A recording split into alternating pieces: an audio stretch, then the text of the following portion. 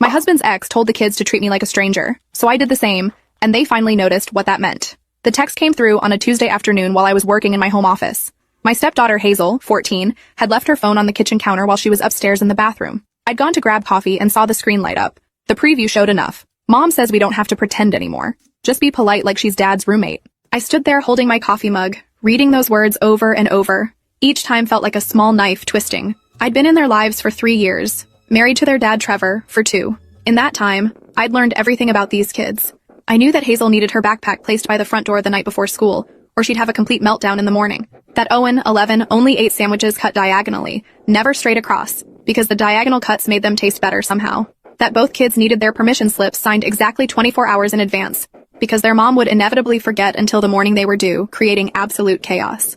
I knew that Hazel's anxiety spiked before every single math test, and she needed someone to quiz her repeatedly, using the same voice, the same patience, until the numbers finally clicked in her brain. That Owen had recurring nightmares about getting lost in crowded places and needed someone to check that all the doors and windows were locked before he could fall asleep. That Hazel secretly still slept with the stuffed elephant her grandmother had given her before she died, even though she'd never admit it to her friends. That Owen practiced his spelling words better when someone made them into a song. I knew which teammates' parents could be relied on for carpools, which teachers responded better to emails versus phone calls, which homework strategies worked, and which ones led to tears. I knew the name of Hazel's first crush, the one she'd never told her dad about.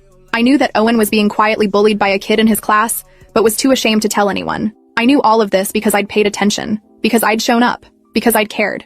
Their biological mom, Vanessa, had been poisoning them against me slowly since the day Trevor and I started dating. Little comments dropped casually into conversations. How I was probably temporary. How real families don't include replacement. How their dad would eventually come to his senses and realize what he'd lost. She'd skip her weekends with them, then tell the kids I'd probably convinced their dad she shouldn't come around as much. She bought them new phones specifically to text them during our family dinners, asking what I was feeding them, if I was being nice to them, reminding them constantly that she was their real mother and I was just someone passing through.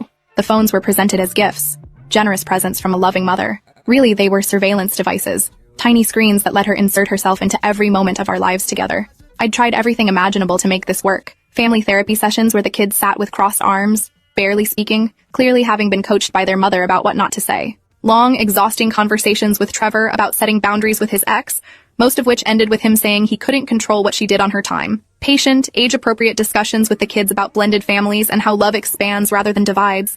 How caring about me didn't mean betraying their mother. Nothing worked. Because how do you compete with biology? How do you fight against someone who has the ultimate trump card, who can say I'm your real mother and have those words carry the weight of blood and birth? When I saw that text Tuesday afternoon, something fundamental inside me just broke. Not dramatically, not with anger or tears, just a quiet snapping, like a bridge cable giving way after